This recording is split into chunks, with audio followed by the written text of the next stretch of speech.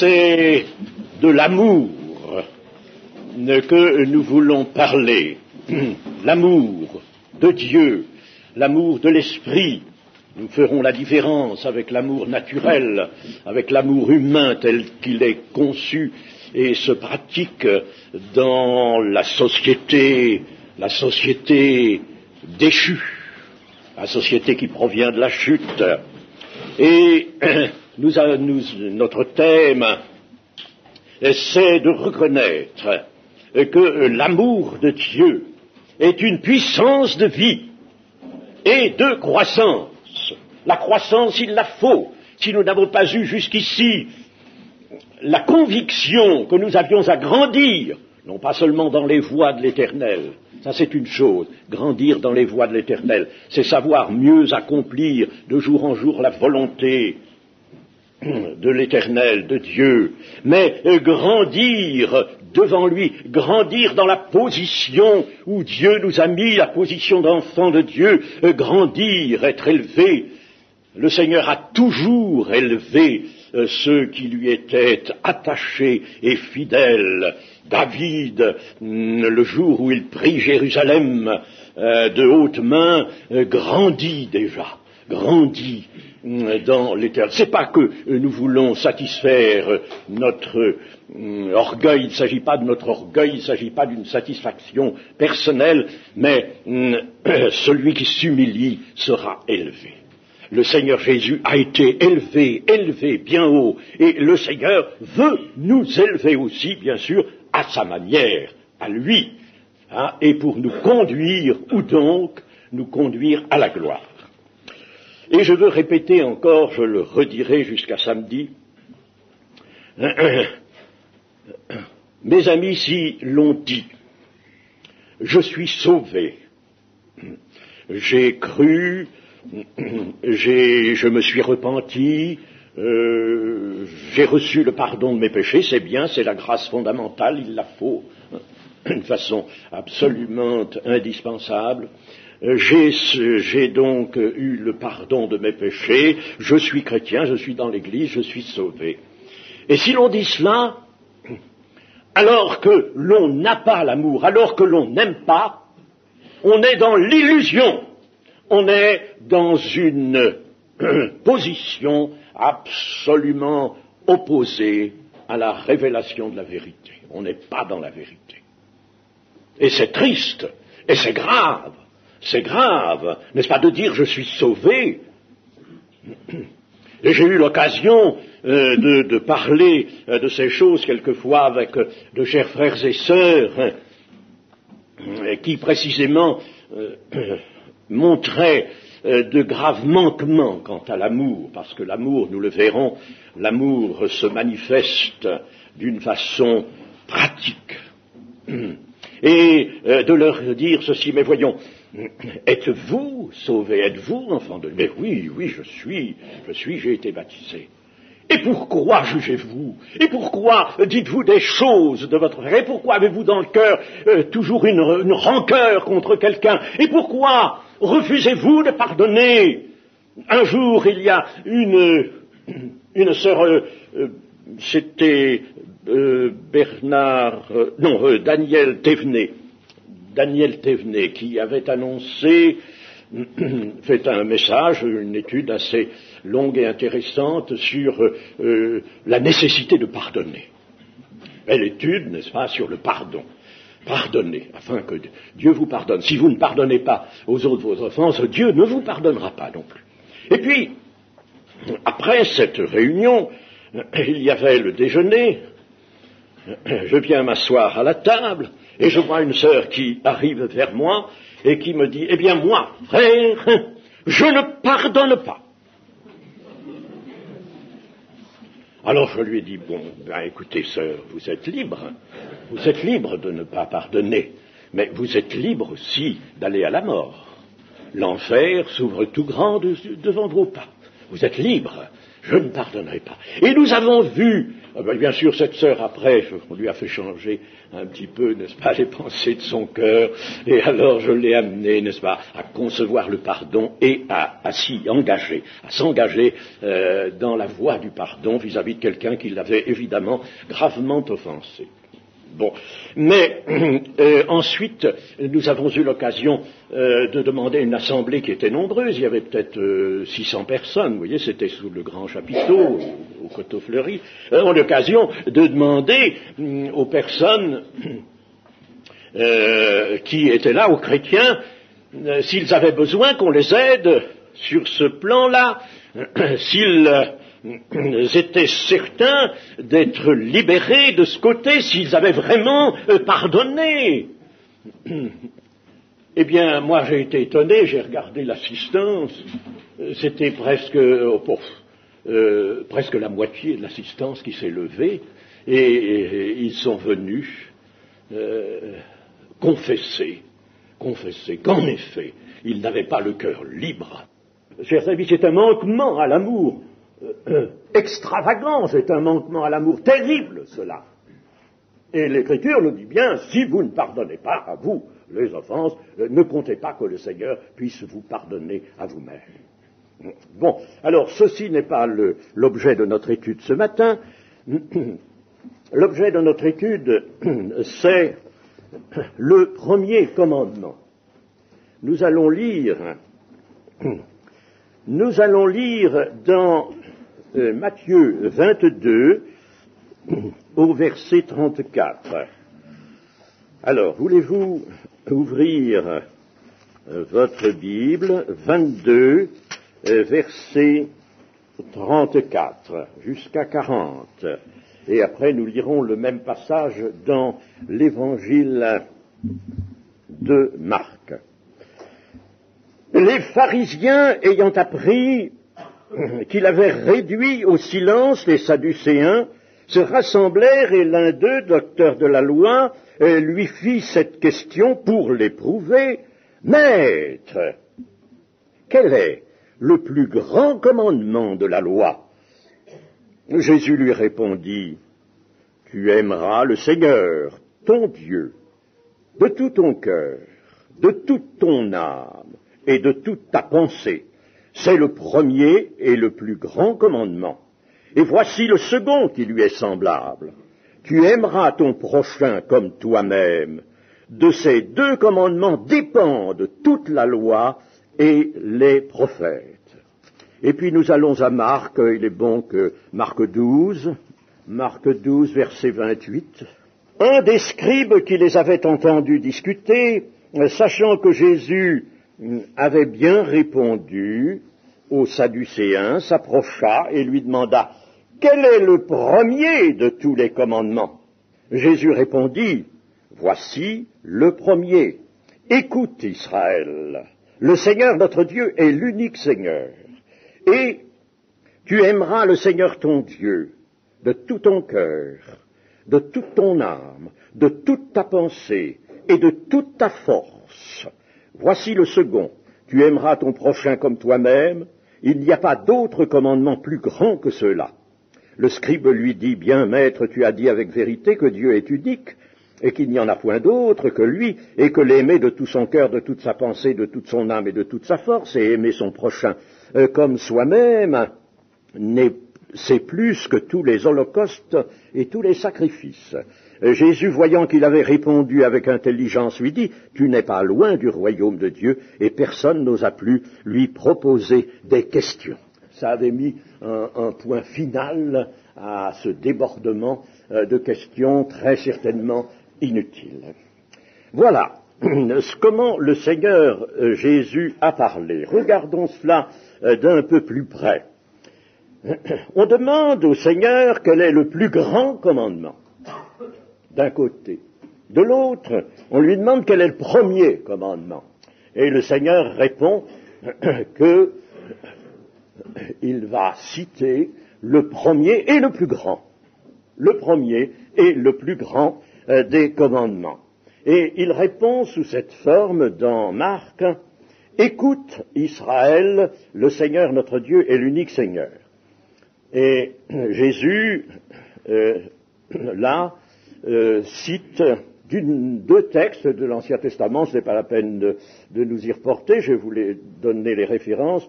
Deutéronome 6, chapitre 6, versets 4-5, et Lévitique 19-18. Deux textes, par conséquent, séparés dans l'Ancien Testament. Ils ne sont pas liés. C'est le Seigneur qui les lie, là. Ils sont séparés. Et puis, le commencement, là qu'on trouve dans Marc, écoute Israël, le Seigneur notre Dieu est l'unique Seigneur, était devenu, du temps de Jésus déjà, oui, était devenu, au milieu du peuple d'Israël, une prière qu'on appelait le schéma. Donc, le Seigneur Jésus rappelle là à ses interlocuteurs quelque chose qu'ils connaissent bien. Mais il reprend évidemment ce qu'il trouve dans ces textes, Deutéronome particulièrement, que Dieu est un Dieu unique, l'affirmation de l'unicité de Dieu. Dieu est unique. Dieu, unique d'ailleurs, peut être seul l'objet de l'amour suprême de l'homme. Et en reprenant de l'Ancien Testament cette vérité, le Seigneur notre Dieu est l'unique Seigneur, en reprenant cela, Jésus paraît voiler sa propre divinité, l'unique Seigneur. Tu aimeras le Seigneur ton Dieu. Il parle de quelqu'un qui n'est pas lui. Il ne se met pas à lui. Pourtant, il sera appelé tout au long des Écritures, il sera appelé Seigneur. Même dans l'Ancien Testament, il est appelé Adoni, comme fils de David. Bon, alors, l'explication que nous avons de cela, puisque le Seigneur ne nie pas sa divinité, ici, il n'a pas pour dessein de nier sa divinité, mais n'oublions pas que selon ce que nous apprend le chapitre 2 de l'Épître aux Philippiens, le Seigneur est dans l'abaissement. L'incarnation a eu lieu, il est là, en forme d'homme, il est entré dans la famille humaine, il a une nature, une humanité toute semblable à la nôtre, moins le péché en lui, bien sûr, mais une humanité telle que la nôtre. Il est dans l'abaissement, c'est le Seigneur dans l'abaissement. Ça n'empêche pas que la divinité elle, soit là, n'est-ce pas? À certains moments, on la voit paraître, la divinité. Chaque fois que le Seigneur, dans les évangiles, dit « je suis », ça n'est pas pour rien qu'il emploie cette forme, n'est-ce pas? Je suis, c'est Yahvé, Dieu, n'est-ce pas? Bon, mais ici, il ne veut pas détruire la pensée chez ses interlocuteurs, ni même chez nous, la pensée de l'unicité de Dieu. Dieu est un Dieu unique. Il ne faut pas que nous cédions à cet argument qu'on nous oppose quelquefois. Oui, dans le christianisme, vous avez trois dieux. Il y a des musulmans qui nous opposent ça. Vous avez trois dieux. Nous n'avons pas trois dieux. Nous avons un Dieu unique qui est Père, Fils et Saint-Esprit. Et il faut qu'il soit cela. Si on connaît la révélation, on comprend pourquoi Dieu est Père, Fils et Saint-Esprit. Et on comprend que tout doit être réuni en Christ. L'Épître aux Éphésiens, dans son chapitre 1er, nous montre que dans le dessein de Dieu, il y a cela, de réunir toutes choses en Christ. Parce que Christ, lui, est la parole de Dieu qui exécute les desseins du Père. Le Père est souverain. C'est le Père qui a conçu la création, par exemple, et c'est le Fils qui l'a accompli. Et puis, nous avons des textes aussi qui nous montrent que Christ est en Dieu. Et en fin de compte, quand tout sera rentré dans l'ordre, qu'il n'y aura plus d'ennemi aucun, pas même la mort, alors là, le Seigneur viendra représenter à son Père tous les pouvoirs qu'il a reçus de lui, afin que Dieu soit tout en tous. Alors là, la grande unité se reconstituera parce que les actions contre les ennemis, contre le désordre né de la chute du péché, auront été résorbées. Tu aimeras le Seigneur ton Dieu de tout ton cœur, de toute ton âme, de toute ta pensée. Et Marc ajoute un quatrième élément, la force. La force. Alors voyons un peu séparément ces éléments. En premier lieu, le cœur, puis l'âme. Le cœur, ici, je ne veux pas vous faire de longues dissertations sur le cœur et l'esprit, l'âme. Je rappelle simplement brièvement ceci, que l'homme est une trinité, esprit, âme et corps. Hein. Votre être tout entier, l'esprit, âme et corps. L'Ancien Testament, le Nouveau Testament abondent en textes également trinitaires, non pas trinitaires seulement pour Dieu, mais trinitaires pour l'homme. Dans l'Ancien Testament, on ne les voit pas généralement, et pourtant les textes y sont. Donc, l'homme est bien constitué ainsi de trois éléments. Seulement, on parle beaucoup du cœur. Alors, le cœur est-il un quatrième élément? Non pas. Le cœur, lui, désigne cette action combinée, commune, conjuguée entre l'esprit et l'âme. Parce que notre esprit, lui, c'est pas lui qui agit. L'action est déterminée dans l'âme. Mais l'esprit guide l'action, parce que l'esprit, lui, a le privilège des relations avec Dieu.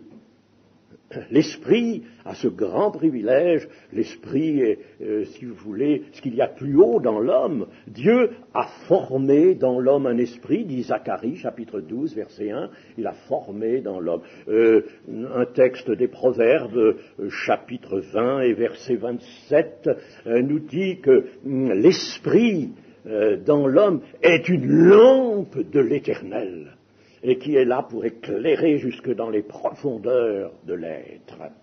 Et nous retrouvons cela aussi dans les enseignements de Jésus.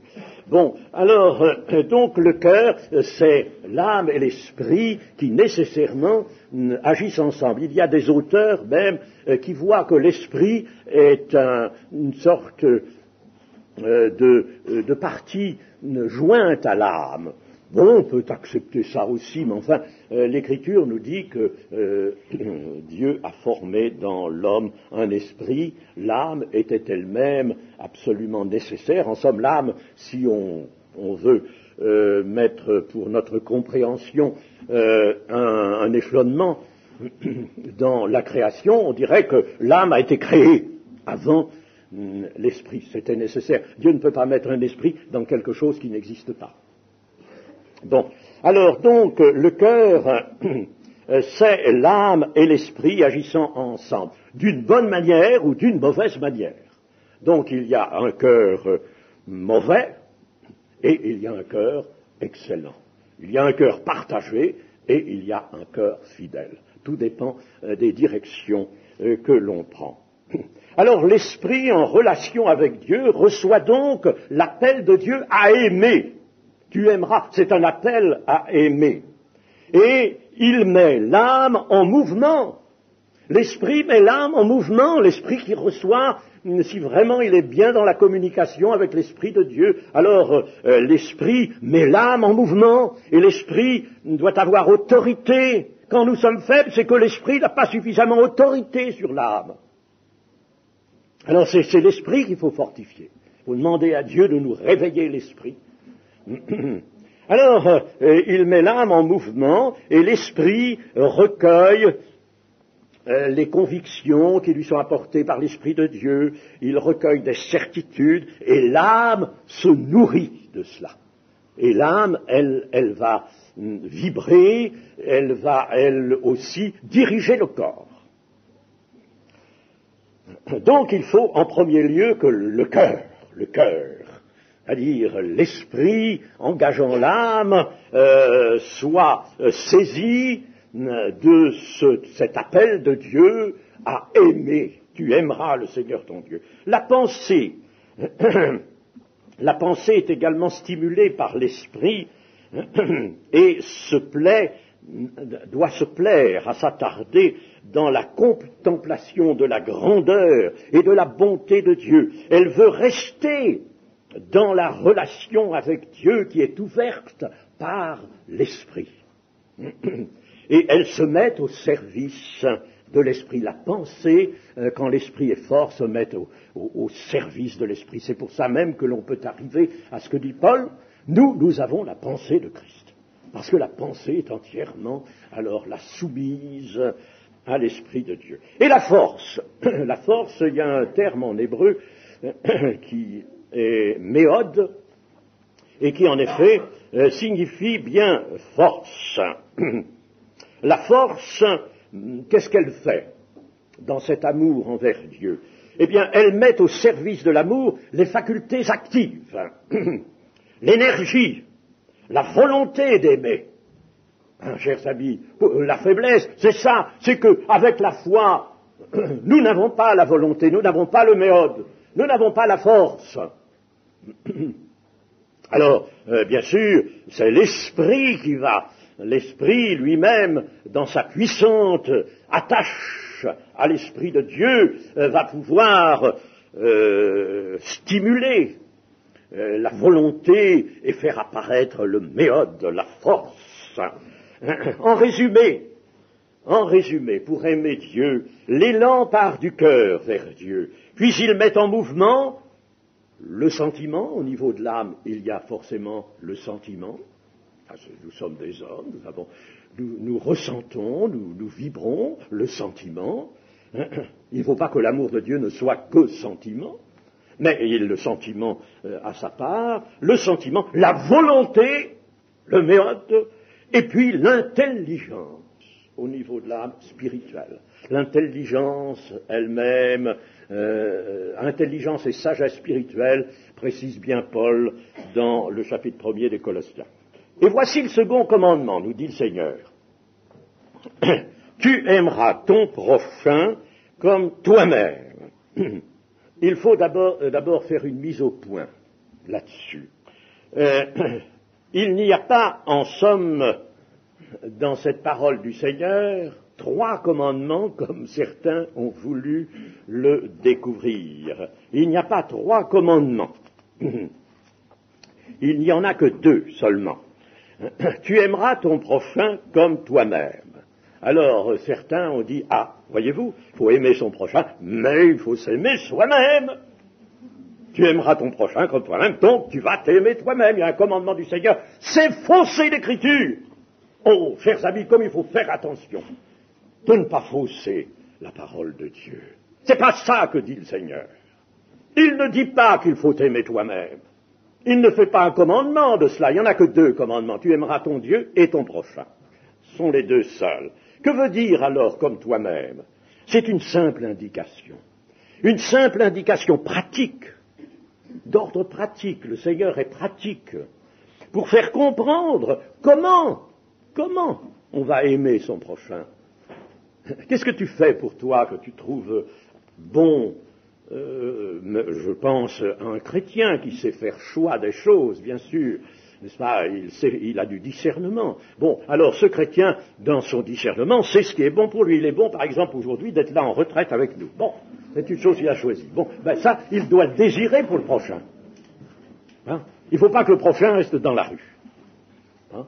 Voyez-vous, il doit le désirer. Si lui, il va à l'église, s'il reçoit de bonnes choses à l'église, s'il est en communion, s'il se sent vraiment soutenu par Dieu dans toute son existence, alors il le veut pour le prochain.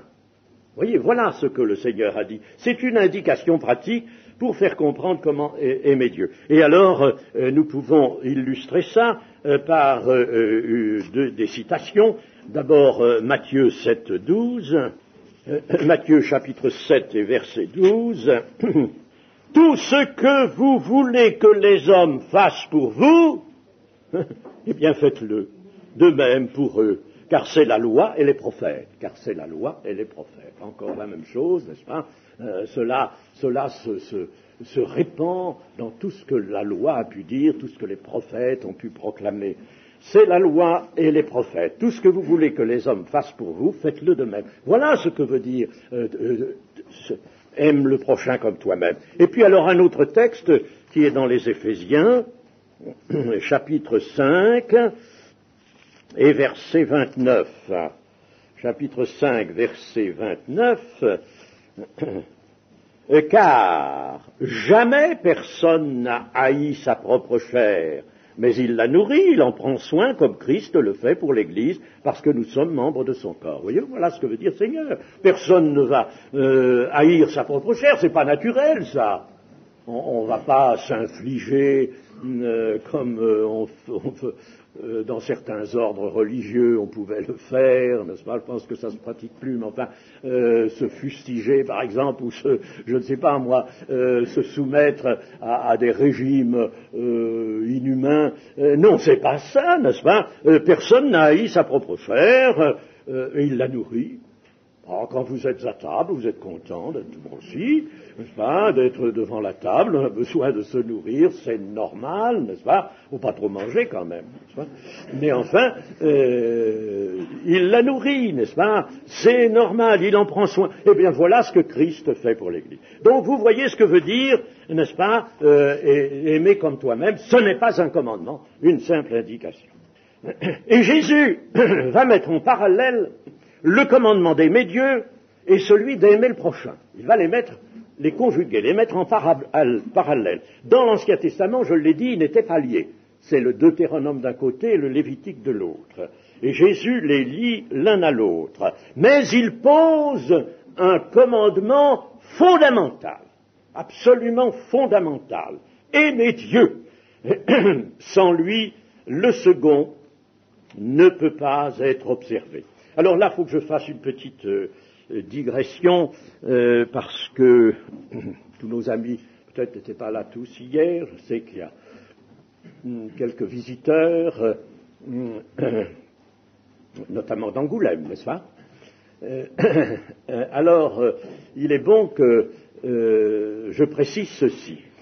C'est que dans Romains 5,5, Paul nous dit que l'amour de Dieu est versé dans nos cœurs. Alors, la plupart du temps, nous comprenons que c'est la possibilité d'aimer Dieu qui est versée dans nos cœurs. La possibilité d'aimer Dieu, oui, bien sûr, ça n'est pas mauvais, mais c'est mal concevoir le texte. Il faut toujours le regarder à travers vraiment la lumière, par la lumière.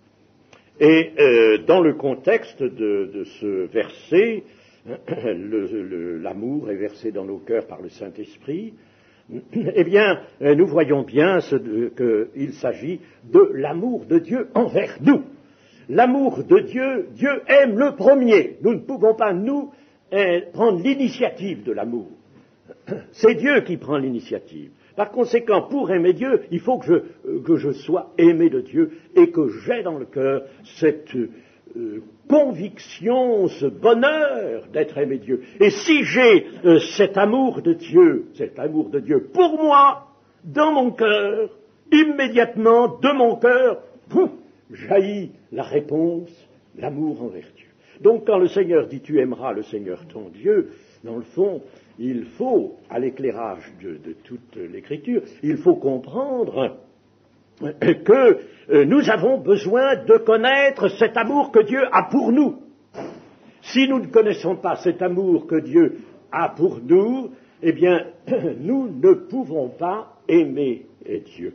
Ce n'est pas possible. Donc, quelqu'un qui ne sait pas ou ne tient pas compte de cet amour de Dieu pour lui, donc quelqu'un qui vraiment n'est pas dans les bonnes convictions de la foi, de la vie chrétienne, celui-là ne pourra pas vraiment aimer Dieu.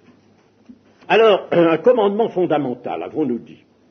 Seul l'amour dominant de Dieu peut d'ailleurs désintéresser un homme de sa propre personne. Et pour aimer, il faut cela. Être désintéressé de sa personne. Oh, chers amis, le défaut qui subsiste partout, c'est le grand intérêt que nous nous accordons à nous-mêmes. Ne voyez pas ça comme une critique, mais faites-en vous-même la constatation. Écoutez, mettons les choses honnêtes.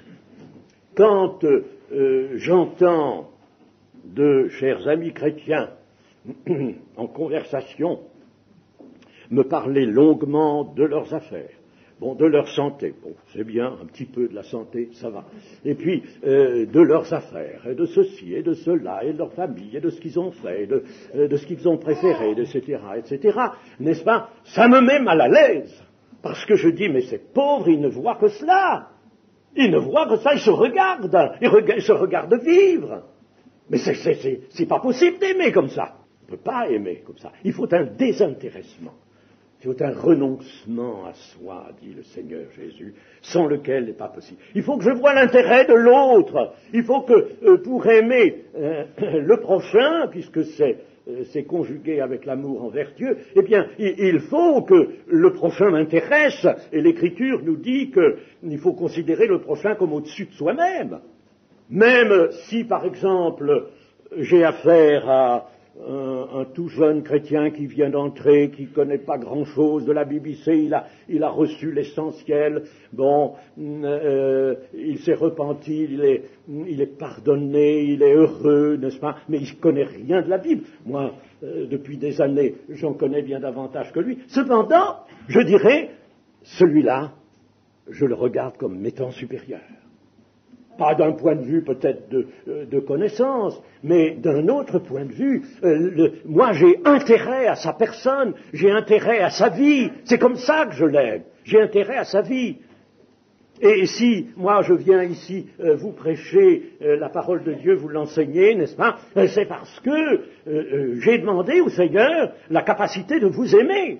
Je ne viens pas, moi, vous faire, vous présenter quelque chose, une philosophie, une marchandise, disons, que je vous donnerai comme ça, prenez-en, faites-en ce que vous voulez, n'est-ce pas? Moi, j'ai fait mon travail de représentant. D'ailleurs, on n'est jamais un représentant vraiment. Alors, j'ai fait mon travail, et puis je m'en vais, maintenant, j'ai fini mon travail, c'est fini. C'est pas ça, n'est-ce pas? Pour parler à l'Église, il faut aimer l'Église. Il faut aimer, il faut éprouver vraiment de la tristesse, du chagrin, quand l'Église est en proie à un malaise, à un mal, lorsque les choses sont troublées par l'esprit du diable, lorsqu'il y a un affaiblissement, on doit être malheureux, jusqu'à peut-être en pleurer. C'est ça l'amour, chers amis. Donc, on s'oublie soi-même, désintéressement de sa propre personne, être conduit à renoncer à soi-même, et considérer le prochain comme le nouvel objet, le seul objet de l'amour. Vous direz, mais, et soit alors, et soit. Pour nous, pour chacun de nous, ne nous soucions pas de nous. C'est le Seigneur qui se soucie de nous. Il se soucie. Et je vous assure qu'il s'en soucie bien mieux que nous ne le ferions nous-mêmes. C'est le Seigneur. Alors là, n'est-ce pas, notre personne, bon, nous savons qu'elle est bien gagée. Le Seigneur nous soutient, nous garde, sa puissance nous garde. Et nous sommes là pour garder les autres. On peut dire que de la conjugaison de ces deux commandements, le commandement d'aimer Dieu et le commandement d'aimer le prochain, on peut dire ceci. Il y a deux chemins envers le prochain qu'à travers Dieu. Si je n'aime pas Dieu, je ne pourrai pas aimer le prochain. Ce n'est pas possible. D'ailleurs, je ne saurais pas que je suis aimé de Dieu. Nous l'avons vu tout à l'heure. Je ne saurais vraiment pas que je suis aimé. Je n'aurais pas compris combien je suis aimé de Dieu. Et je ne pourrais pas moi-même aimer Dieu. Et par conséquent, je n'aimerais pas le prochain. Je pourrais faire quelque bien au prochain comme ça, c'est possible, n'est-ce pas? Être un peu charitable dans les limites humaines. Mais je n'aimerais pas vraiment. Il n'y a de chemin vers le prochain qu'à travers Dieu. C'est ce qui nous fait comprendre un texte terrible. Il y a un texte terrible dans l'évangile de Luc, et nous allons le regarder, ce texte. Il est terrible, c'est Luc chapitre 14 et verset 26. Si quelqu'un vient à moi, et s'il ne hait pas son père, sa mère, sa femme, ses enfants, ses frères et ses sœurs, et même sa propre vie, il ne peut être mon disciple. et quiconque ne porte pas sa croix et ne me suit pas ne peut être mon disciple. Voyez, si quelqu'un vient à moi et s'il ne hait pas son père, sa mère, sa femme, ses enfants, ses frères, ses sœurs, qu'est-ce qui lui reste? Même pas lui, même pas sa propre vie. Qu'est-ce qui lui reste? Rien du tout. C'est terrible, ça. Et alors, bien sûr, quand je considérais ce texte, autrefois, je me suis reporté tout de suite au grec, et j'ai dit peut-être la traduction est un peu fautive, mais pas du tout, pas du tout. Le grec se traduit littéralement par haïr. Je sais que dans un texte parallèle, Matthieu, il y a aimer moins, n'est-ce pas? Aimer moins. Bon, mais le véritable sens ici, n'est-ce pas, il ne faut pas l'éluder, c'est Luc qui nous l'apporte, haïr. Alors qu'est-ce que c'est que ça? C'est un commandement terrible, affreux, n'est-ce pas? Quand vous recevez des nouveaux venus dans l'église, si jamais vous leur dites, bon, toi mon ami tu viens de te convertir, bon, t'as une femme, t'as des enfants, t'as des petits-enfants, tu les aimes bien, n'est-ce pas? Oh oui, tu les aimes, bon, ben tu vas les haïr. C'est terrible, ça. Et pourtant, c'est vrai, il y a une vérité. Et nous allons la voir, cette vérité. Il y a toujours une vérité, voyez-vous. Il ne faut jamais s'arrêter, buter sur un texte. C'est la parole de Dieu partout. Il ne faut pas buter sur un texte et puis dire, non, ça c'est pas possible, il y a quelque chose qui ne va pas là-dedans. Non, il y a une vérité, nous allons la voir. Pour comprendre ce que le Seigneur a voulu dire ici, de haïr les gens de sa propre famille, eh bien, il a voulu dire ceci. Si vous venez à moi, si quelqu'un vient à moi, vous s'attachez à moi, vraiment, vous s'attachez à moi, c'est ce qu'il faut. Bon, alors, qu'est-ce qu'il va faire? Eh bien, il va d'abord supprimer radicalement le genre d'affection ou d'amour qu'il a pour les gens de sa famille, qu'il avait pour les gens de sa famille avant de me rencontrer, avant que je ne le transforme. Maintenant, je le transforme. Et le genre d'amour, d'affection qu'il avait, n'est-ce pas, il va supprimer. Et il allait à toutes les fêtes, n'est-ce pas, avec ses petits cadeaux, et puis alors il apportait des petites choses enveloppées de jolis papiers avec des petits rubans roses, verts, bleus, etc. Tiens, voilà un cadeau pour ta fête, pour ton anniversaire, etc. Oh, on s'embrasse, n'est-ce pas, tout ça. Bon, ce genre d'affection, ça ne va pas. Ça ne va pas. Et alors, il faudra faire table rase de ça. Et le sens de haïr, c'est ça. Et alors, on va désormais, quoi donc? Va des rétro Satanas, va-t'en Satan. Non pas. C'est pas ça. Non. Mais ce qu'on va faire, on va désormais les aimer. Ah, c'est ça qu'on ne comprend pas. Les aimer d'une autre manière. On va les aimer à travers Dieu, c'est-à-dire vraiment. Moi, j'ai dans ma propre famille, dans notre propre famille, des gens qui nous écrivent plus, nous regardent plus, etc. Bon, pourquoi? Parce que l'évangile, ça leur reste là, n'est-ce pas? Ça passe pas. Ça ne passe pas. Bon, sous les nous n'y pouvons rien, n'est-ce pas? Ils se ferment, ils s'attachent à toutes sortes de superstitions, à toutes sortes de choses, n'est-ce pas? Ils s'attachent aux œuvres, ils veulent se sauver par les œuvres. On a beau leur dire gentiment, écoutez, c'est pas du tout ce que dit ça, c'est même pas ce que disent les auteurs catholiques. Bon, alors, ça, il n'y a rien à faire, n'est-ce pas? Ils veulent pas, alors ils nous écrivent pas, bon, de temps en temps, un petit bonjour, bon, mais c'est vraiment triste, mais nous les aimons comme ça. Et nous ne pouvons pas les aimer autrement. Nous n'allons pas venir les cajoler, leur disant, bon, écoutez, essayons de nous entendre, oui, vous pensez comme ça, moi je pense autrement. Bon, enfin, on est de la même famille, on s'aime bien, on se réunit ensemble, on fera les communions ensemble, les mariages ensemble, etc. Hein? Non, je ne peux pas aimer comme ça. Ne peut pas aimer, c'est trahir le Seigneur. Voilà ce que le Seigneur nous explique. Il faut aimer d'un amour nouveau et vrai, d'un amour où la vie des membres de la famille et leurs biens seront recherchés jusqu'au dernier moment. Nous allons rechercher leurs biens. C'est ça l'amour que le Seigneur nous demande pour eux. Rechercher leurs biens. Et nous savons que nous arriverons à sauver des gens de notre famille. Quand le salut est entré dans une famille, il va plus loin. Le Seigneur veut aller plus loin. Nous ne les aimerons plus pour nous-mêmes. Parce qu'ils sont gentils, parce qu'on est content d'avoir de la famille autour de soi. Nous ne les aimerons plus pour nous-mêmes, mais pour le bien, ni pour le bien que nous allons retirer de leur amour, mais pour leur bien à eux, pour eux-mêmes. Toute forme purement humaine de l'amour pour les autres, donc, est imparfaite. Elle est gravement imparfaite, souvent, et cet amour peut même tourner à l'inimitié et à la haine. C'est la preuve que cet amour n'est pas bon. Cet amour que le Seigneur nous dit d'abandonner sous la forme tu haïras. Cet amour qu'il faut, cet amour humain. La preuve, tenez, c'est facile à la dire, n'est-ce pas, cette preuve. Eh bien, ce sont les rivalités entre frères et sœurs d'une même famille. Il n'y en a pas de rivalité, il n'y en a jamais.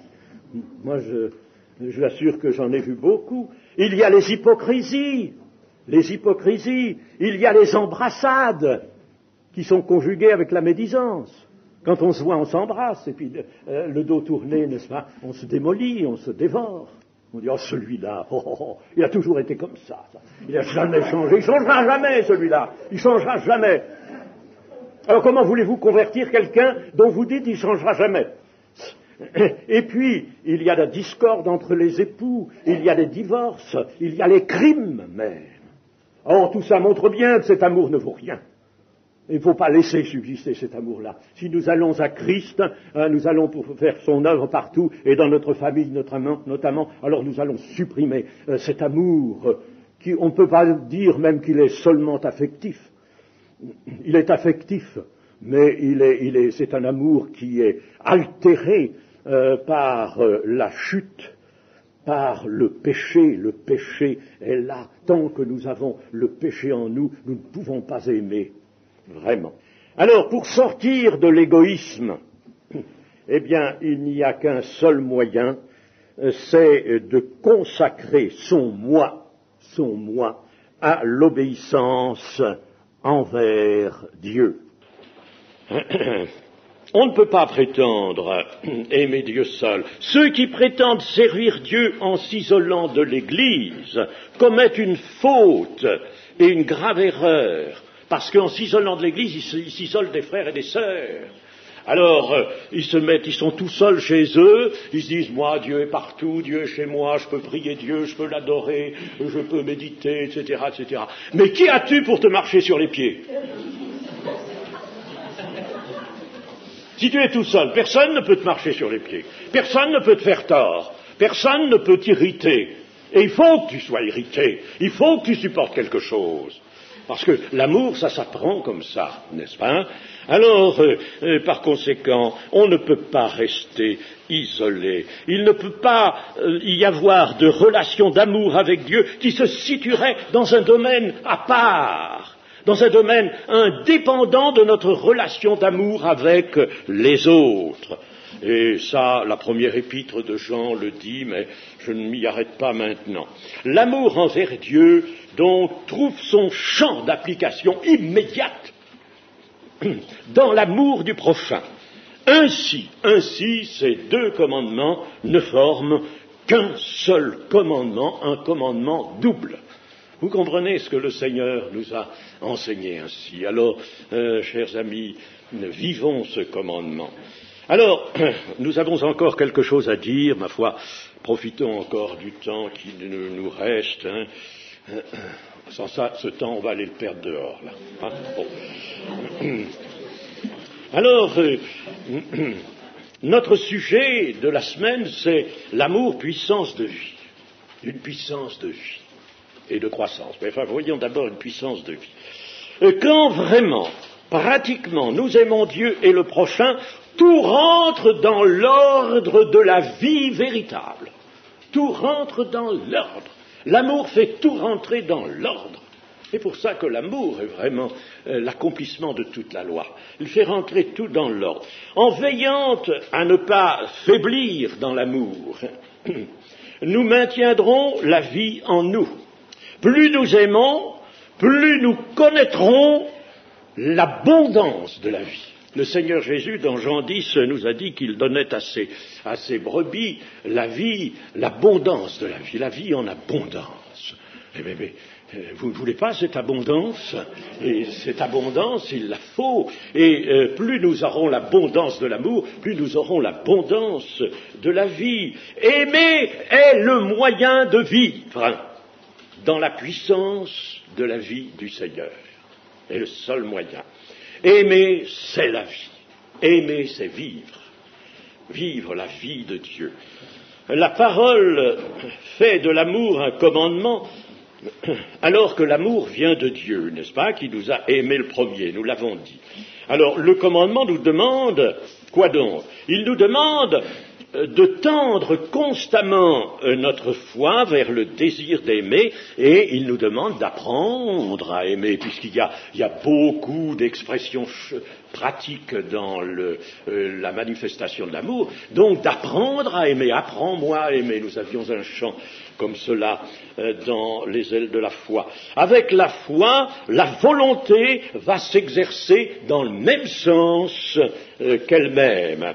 Au lieu de nous dire d'aimer Dieu, le Seigneur Jésus aurait pu nous parler autrement. Il aurait pu, sans déroger à la vérité, nous dire simplement ceci: soumets-toi à Dieu et à sa volonté. Et il aurait dit la même chose. Mais il fallait le dire des deux manières, bien sûr, c'était préférable. D'autre part, cet amour pour Dieu et pour le prochain ne s'acquiert qu'à travers la croix et la résurrection de Jésus. Nous avons dit que l'amour que Dieu verse dans les cœurs par le Saint-Esprit, c'est son amour, l'amour qu'il a pour nous. Et cet amour qu'il a pour nous, nous le voyons là, n'est-ce pas, vraiment magnifique, grand, à la croix du Calvaire. Moi, j'ai eu un jour mettons, si vous voulez, de révélation au sujet de l'amour avec le Seigneur, après avoir prié un long moment dans le soir, la nuit même, dans un dehors. Je disais au Seigneur, Seigneur, j'ai conscience de croire à l'amour, mais je crois ça dans le domaine de l'idée. Je crois que c'est bon d'aimer, qu'il faut aimer, oui, c'est ça. Mais Seigneur, je ne peux pas dire que vraiment je sais ce que c'est que l'amour, non. J'ai conscience de croire plutôt la lettre de ta parole, que parfois de pénétrer cette parole. Et j'avais prié longuement comme ça, et dit, Seigneur, il faudrait que tu me fasses comprendre ce qu'est l'amour. Et puis, comme ça, en persistant longtemps, n'est-ce pas, le Seigneur, quelquefois, nous donne des temps prolongés, utilisons ces temps. Alors, au bout de peut-être une heure, eh bien, voici qu'une révélation me vient, mais alors là, quelque chose de massif, quelque chose qui s'impose. Et je conçois l'amour, et je vois l'amour. Mais, impossible de traduire ça en mots. Impossible de décrire. Je sens l'amour, je vois l'amour, je réalise ce qu'est l'amour, ce que le Seigneur nous dit. J'en avais le souffle coupé, et j'ai dit au Seigneur, Seigneur, mais c'est immense, mais qu'est-ce que c'est? C'est un domaine extraordinaire que le domaine de l'amour. C'est fantastique. Ah, Seigneur, Seigneur, et alors naturellement, je louais, je bénissais le Seigneur. Demandez au Seigneur qui vous donne cette vision-là, parce que il ne la donne pas qu'un seul. Demandez-lui qu'il vous fasse vraiment, qu'il vous mette au contact de la réalité de cet amour, qu'il vous le fasse entrevoir, comme ça, en dehors des mots, en plus des mots, parce que les mots sont impossibles, sont incapables de traduire vraiment la réalité de l'amour. Alors, nous allons maintenant certes terminé. Vous savez que l'Écriture nous dit dans les Romains 13, versets 8 à 10, que l'amour est l'accomplissement de la loi, parce que l'amour de Dieu et l'amour du prochain ne font pas de mal au prochain. Les commandements qui interdisent, les commandements de la loi, du décalogue qui interdisent de faire du mal au prochain, et ce sont ceux-là que Paul cite dans Romains 13, eh bien, ils sont accomplis parce que l'amour ne peut pas faire du mal, l'amour ne peut que faire du bien au prochain. L'amour du prochain donc engendrera l'accomplissement de la justice de Dieu. De la justice de Dieu. L'amour ne fait pas de mal au prochain, il est donc l'accomplissement de la loi, l'accomplissement de la justice. Quand cet amour est pratiqué, même, alors dans l'Église, le légalisme, c'est là qu'on voit que le légalisme n'a plus aucune raison d'être. Et on comprend Paul de nous dire, mais les commandements ne sont pas faits pour le juste, pour ceux qui sont vraiment justifiés, qui vivent dans la sanctification. C'est pas pour eux. C'est pas pour eux. La loi est sainte et bonne. Oui, Paul le dit dans les Romains. C'est vrai, mais c'est pas pour eux. C'est pas pour eux, c'est pour le méchant, c'est pour l'impie, c'est pour le rebelle.